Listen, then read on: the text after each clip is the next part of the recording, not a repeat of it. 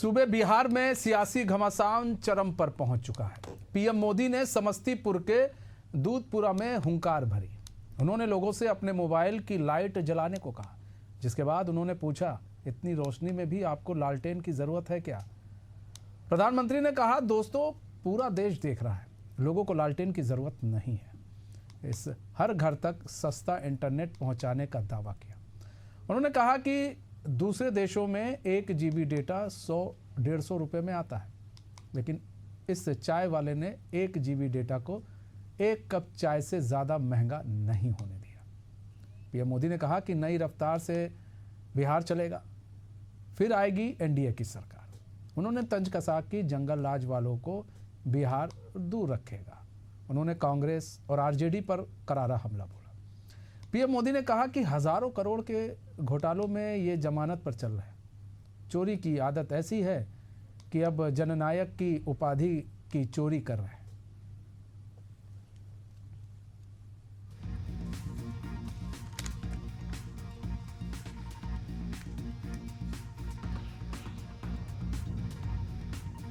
बिहार का ऐसा कोई कोना नहीं है जहां विकास का कोई न कोई काम न हो रहा है।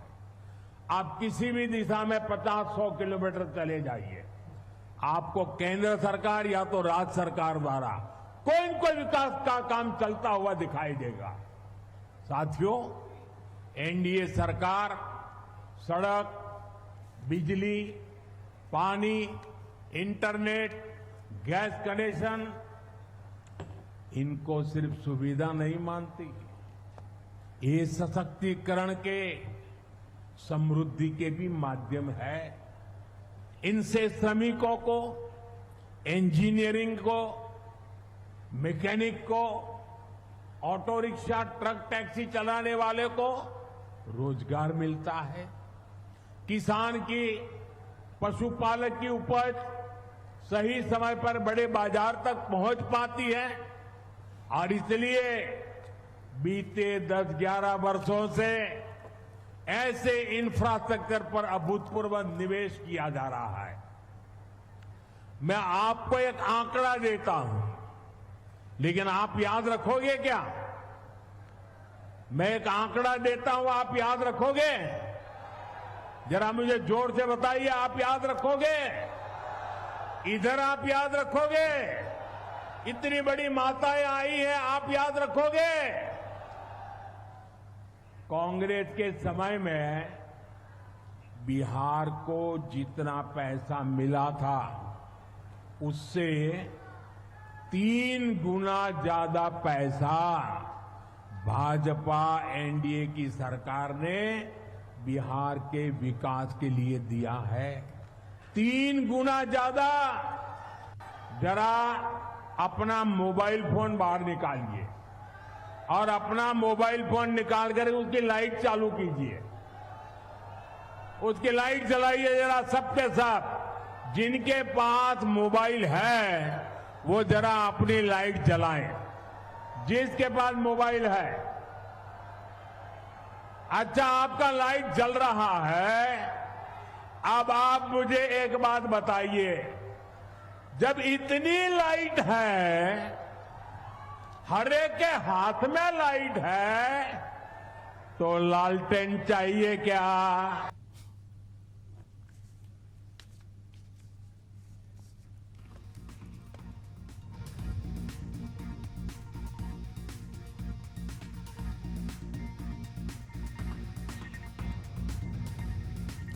हमारे साथ जेडीयू के प्रवक्ता मनोज जी जुड़ चुके हैं और रविंद्र नाथ जी भी जुड़ चुके हैं, जो कि वरिष्ठ पत्रकार हैं। मनोज जी, स्वागत है एशियन न्यूज़ में, और रविंद्र जी, आपका भी स्वागत है एशियन न्यूज़ में। सबसे पहले मनोज जी, आप ही का रुख कर लेते हैं। मनोज जी, आज पीएम मोदी ने भाषण दिया और भाषण के दौरान वो अपने अंदाज में ही नजर आए। लोगों से लाइट जलवा कर पूछा कि क्या भाई आपको लालटेन चाहिए क्या? मोबाइल की लाइट जलवा कर उन्होंने कहा, अपने ही अंदाज में कहा। लेकिन जो सबसे बड़ी चीज़ निकल कर वो सामने आ रही है और जो विपक्ष आरोप लगा रहा है, विपक्ष का कहना है कि इतने सालों में रोजगार को लेकर कोई काम नहीं हुआ है बिहार के अंदर। इंफ्रास्ट्रक्चर पर बात की जाए तो वो नहीं हुआ है। दूसरी चीज़, कितने उद्योग लगे, वो ये भी सवाल पूछ रहा है। देखिए मनीष जी, नमस्कार आपके तमाम दर्शकों को भी और हमारे मित्र रविंद्रनाथ जी को। सबसे बड़ी बात यह है कि विपक्ष को क्या नजर आता है। विपक्ष को तो कुछ नहीं नजर आता है।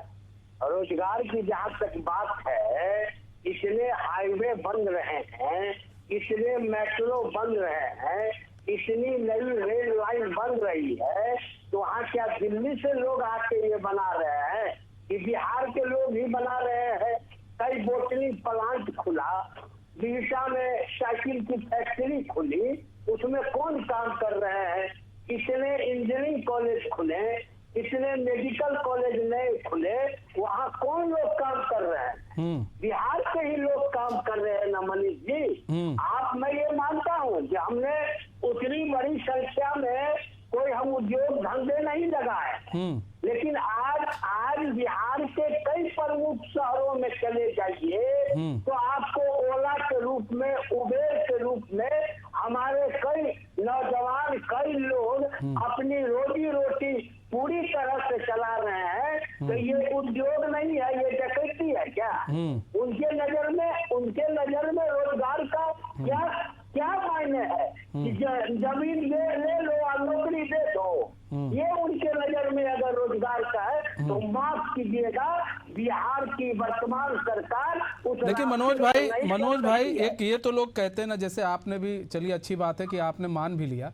मनोज भाई, ये लोग कहते हैं ना कि भाई उद्योग धंधे अगर नहीं लगेंगे तो सबसे ज्यादा पलायन बिहार के लोगों का होता है अन्य राज्यों में, या यूपी के लोगों का होता है अन्य राज्यों में, बिहार के, और फिर उनको जो है वहां पर बिहारी होने का दंश झेलना पड़ता है। आप महाराष्ट्र चले जाइए।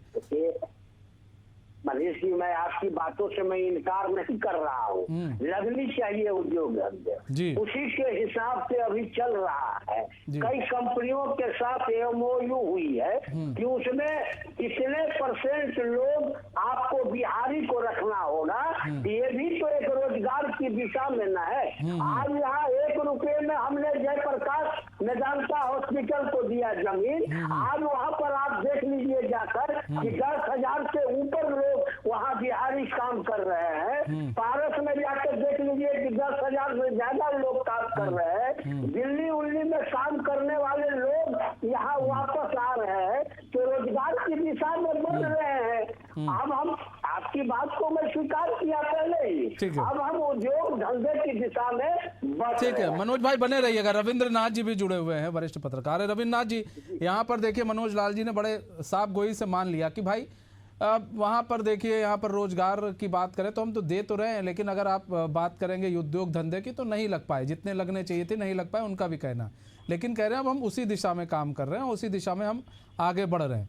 लेकिन बिहार में अगर इंफ्रास्ट्रक्चर की बात करें, या बिहार में बात करें सड़कों की, तो काफ़ी सड़कों का जाल बिछा है, और विकास का जो पहिया है वो सड़कों से देखा जाता है। आप भी देखे होंगे कि आज से पहले क्या थी और आज क्या है सड़कों के हालात, या फिर वहाँ पर चीज़ें। आप किस तरह से देख रहे हैं पूरे बिहार चुनाव को, क्या लग रहा है, पलड़ा किसका भारी लग रहा है आपको? देखिए, बिहार का चुनाव में विकास की कितने भी बात कर ली जाए, भ्रष्टाचार का कितना भी बात कर दिया जाए, लेकिन मुख्य रूप से बिहार का चुनाव जाति और धर्म के इर्द गिर्द ही घूमता है, और मत जाति और धर्म के आधार पर ही पड़ते हैं। जहाँ तक कि विकास की बात है, तो विकास 2003 के पहले जो सड़कें नहीं थी, बिजली का संकट था, तो वो सब तो दूर हुआ है। एक स्वाभाविक विकास है। केंद्र और राज्य सरकार के मिले जुले प्रयास से सड़कें बनी है, बिजली की व्यवस्था हुई है, लेकिन उद्योगों का विकास नहीं हुआ है। भयानक ढंग से पलायन है, जो अभी देखने को मिल रहा है कि किस तरह से दूर दूर से ट्रेनों में लद के एकदम भेड़ बकरियों की तरह ठूस कर यहाँ से आ रहे हैं। तो पलायन है, उद्योग लोग नहीं लगवा पाए हैं, बेरोजगारी, यहाँ रोजगार की व्यवस्था नहीं कर पाए हैं। जहाँ तक कि प्रधानमंत्री ने आज बेगूसराय समस्तीपुर की सभा में भ्रष्टाचार पर भी वार किया, कांग्रेस और आरजेडी पर वार किया। तो पूरी ठाकुर के गाँव गए, उनके परिजनों से जो भारत रत्न पूरी ठाकुर को भारत रत्न किया है इन लोगों ने। तो और यह भी कहा कि जीविका दीदियों को 3 लाख जीविका 3 करोड़ आजीविका दीदी बनाने का लक्ष्य है। तो ये सब बातें प्रधानमंत्री कर रहे हैं। प्रधानमंत्री निश्चित रूप से प्रधानमंत्री और बिहार के मुख्यमंत्री नीतीश कुमार की छवि बहुत अच्छी है, लेकिन प्रधानमंत्री भ्रष्टाचार की बात आरजेडी और कांग्रेस के संबंध में तो कर रहे हैं, लेकिन जो अभी भ्रष्टाचार का मुद्दा उठा है, डिप्टी सीएम सम्राट चौधरी, मंगल पांडे, मंत्री अशोक चौधरी, दिलीप जायसवाल भाजपा के हैं, तो इन लोगों पर भी प्रधानमंत्री को बोलना चाहिए। भ्रष्टाचार का बहुत संगीन मामलों में ठीक है। रविंद्र भाई बने रहिए। सुमित शशांक हमारे पास जुड़े हुए हैं, हमारे साथ जुड़े हुए हैं, बीजेपी के स्पोक पर्सन है। सुमित शशांक जी, स्वागत है एशियन न्यूज में। सुमित शशांक जी, यहाँ पर देखिए, मनोज लाल जी ने तो एक बात कही है कि भाई हमारे यहाँ उद्योग धंधे हमने लगाए हैं, लेकिन उस दिशा में हम काम कर रहे हैं। लेकिन अगर उद्योग धंधे नहीं लगेंगे और आप चुनाव है, अब तो चुनाव में आप कहेंगे कि नहीं जी अब हम उद्योग धंधे लगाएंगे, पिछले इतने सालों से आप लोगों ने उद्योग धंधे लगाए नहीं, तो सर विश्वास कैसे करेगी जनता कि नहीं अब आएंगे तो अब उद्योग धंधे लगा देंगे?